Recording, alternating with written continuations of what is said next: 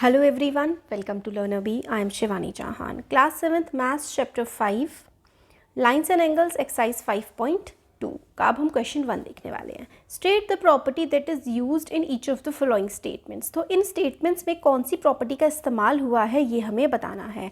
तो अगर A और B पैरेलल हैं तो कोई भी प्रॉपर्टी है, चाहे वो करस्पॉन्डिंग एंगल्स की बने, ऑल्टरनेट इंटीरियर है ना, ये किस पे लगते हैं, ये पैरेलल लाइंस पे लगती हैं.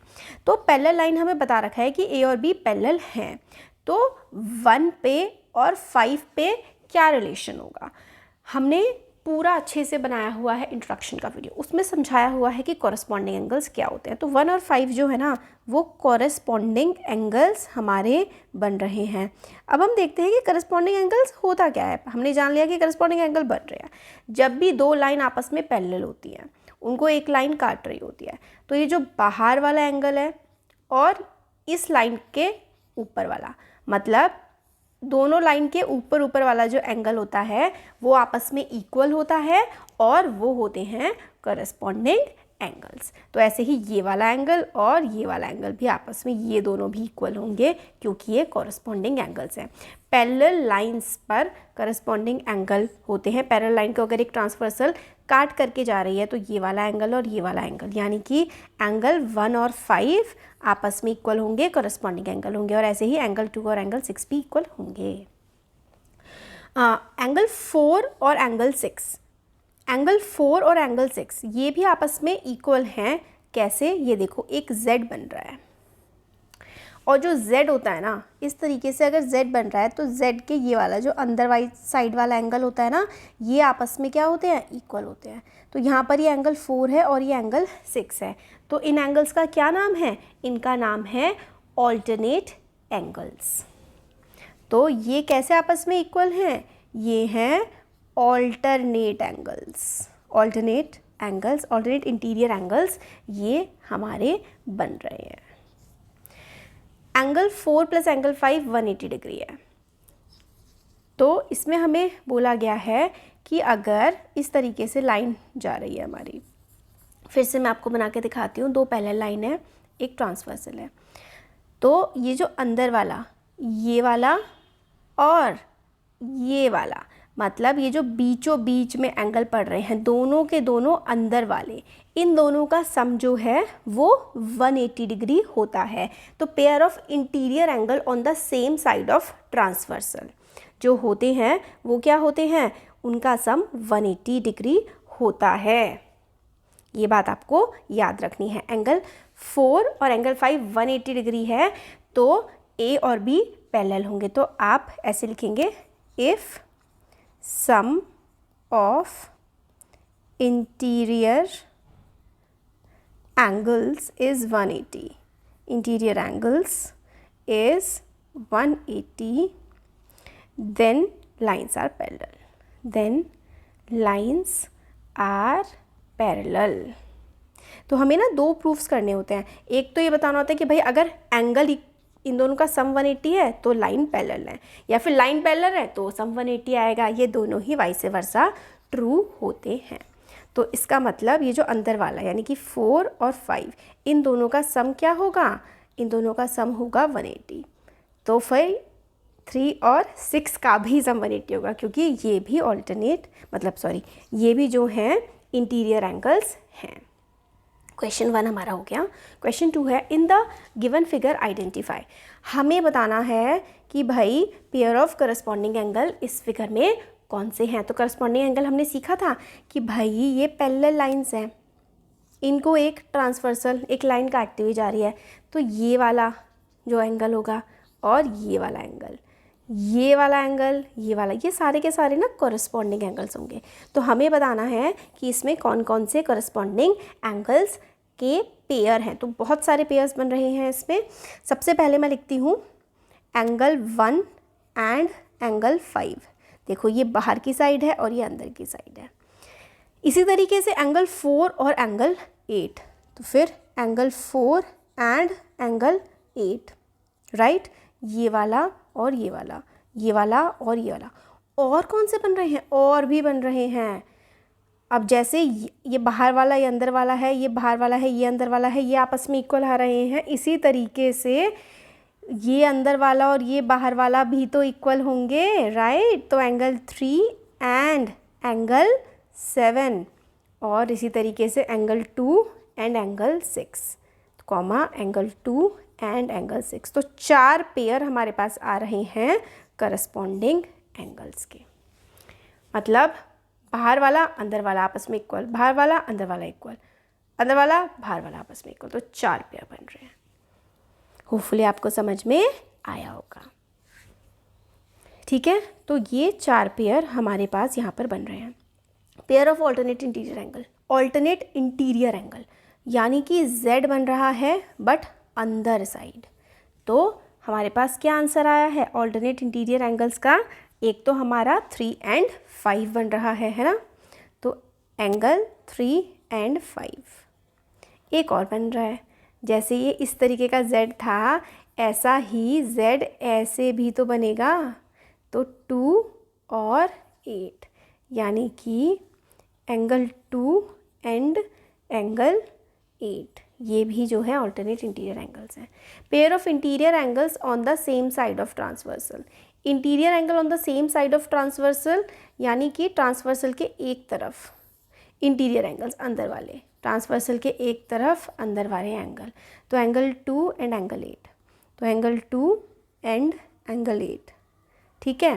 ट्रांसवर्सल के एक तरफ अंदर वाले एंगल्स, साथ ही ट्रांसवर्सल के एक तरफ अंदर वाले ये भी तो हैं, angle 3 and angle 8, sorry angle 3 and ये देखो 2, एक सेकेंड बच्चों मैंने गलत लिख दिया, एंगल 2 और एंगल 5 है और एंगल 3 और एंगल 8 है, मैंने बोलते बोलते गलत लिख दिया। एंगल 2 और एंगल 5 है, एंगल 2 एंड एंगल 5 और एंगल 3 एंड एंगल 8। ये देखो एक साइड अंदर वाले एंगल, तो 2 और 5, एक साइड अंदर वाले एंगल 3 और 8। तो ये हमारा हो गया क्वेश्चन नंबर 2। होपफुली आप लोगों को समझ में आ रहा है। क्वेश्चन नंबर 3 है, in the given figure P is parallel to Q, find the unknown angle. तो हमें ये बता रखा है, हमें गिवन है कि P और Q जो हैं वो पैरेलल हैं और हमें एक एंगल बता रखा है बस 125, और हमें ABCDEF ये सारे के सारे एंगल्स निकालने हैं। तो सबसे पहले तो भाई ये क्वेश्चन बहुत ज़्यादा इंपॉर्टेंट है आपके एग्जाम पॉइंट ऑफ व्यू से, इसके आगे आप पहले तो इंपॉर्टेंट लिख लो, फिर उसके बाद अब आगे हम देखते हैं। तो देखो इम्पॉर्टेंट है तो ध्यान से बिल्कुल हम इसको देखेंगे, ठीक है। चलो मैं थोड़ा छोटा कर देती हूँ इसको, क्योंकि फिर हम साइड में देखते देखते करते जाएंगे। ये हमारी फिगर है, इसमें सारे कॉन्सेप्ट लगेंगे, वर्टिकली अपोजिट एंगल, करस्पॉन्डिंग वगैरह सब लग जाएगा। तो एक चीज़ आप देखो कि 125 ये है, राइट, और ये F है। तो F और 125 क्या लीनियर पेयर नहीं बना रहे हैं? बना रहे हैं ना, इस लाइन के ऊपर ये लीनियर पेयर बना रहे हैं। तो हम लोग क्या लिखेंगे सबसे पहले, angle F plus 125 is equals to 180, है ना। Angle F plus 125 is equals to 180। क्यों? क्योंकि देखो ऐसे करके लाइन जा रही है, तो ये वाला और ये वाला एंगल क्या होगा, इनका सम 180 डिग्री ही हमेशा होगा। तो ये है लीनियर पेयर, ये बन रहा है हमारे पास लीनियर पेयर। तो F की वैल्यू निकालने के लिए आप 180 में से 125 को माइनस करोगे, 180 में से 125 माइनस होगा तो एंगल F की वैल्यू क्या आएगी, 55, ठीक है। एंगल F की वैल्यू हमारे पास 55 आ गई। अब एंगल F जो है वो एंगल E के सामने है, angle E is equals to angle F is equals to 55। क्यों? क्योंकि ये वर्टिकली अपोजिट है, x बन रहा है, देखो ये E और ये F, तो ये वर्टिकली ऑपोजिट एंगल्स हैं। तो एंगल E और एंगल F क्या हो जाएगा, 55। क्यों? क्योंकि ये वर्टिकली ऑपोजिट एंगल्स हैं। अब हमारे पास E और F आ गए। अब एक चीज़ देखो, ये सेम ट्रांसवर्सल है, ठीक है, ट्रांसवर्सल है, और ये 2 पैरेलल लाइंस हैं। तो इस तरीके के जो केसेस होते हैं इसमें करस्पॉन्डिंग एंगल बनता है एंगल E और एंगल A। एक बाहर वाला और एक पैरेलल लाइंस के बीच वाला। तो एंगल E और एंगल A आपस में इक्वल होंगे। क्यों होंगे? क्योंकि ये करस्पॉन्डिंग एंगल्स हैं। तो फिर अब मैं लिखूँगी angle E is equals to angle A is equals to 55। क्यों? क्योंकि ये कॉरस्पॉन्डिंग एंगल्स हैं। ठीक है, क्यों? क्योंकि ये कॉरस्पॉन्डिंग, ये हमारे पास क्या बन रहे हैं? ये बन रहा है कॉरस्पॉन्डिंग एंगल्स, कॉरस्पॉन्डिंग एंगल्स। ठीक है, अब हमारे पास A आ गया। अब A और C आपस में इक्वल हैं। Angle A is equals to angle C। क्यों? ये दोनों 55 हैं। ये है vertically opposite angle, vertically opposite angles. ये वर्टिकली ऑपोजिट एंगल्स हो जाएंगे, राइट। तो अब हमारे पास क्या क्या आ गया? हमारे पास E आ गया, हमारे पास F आ गया, हमारे पास A आ गया, हमारे पास C भी आ गया। अब एक चीज़ देखो, यहाँ पर आपको ये लाइन दिख रही है और इधर साइड भी तो करस्पॉन्डिंग एंगल होंगे।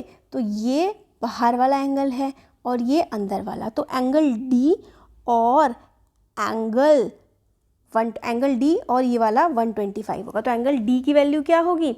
एंगल D की वैल्यू होगी 125। कैसे? क्योंकि ये कॉरस्पॉन्डिंग एंगल बन रहे हैं, ये अंदर की तरफ और ये बाहर की तरफ है।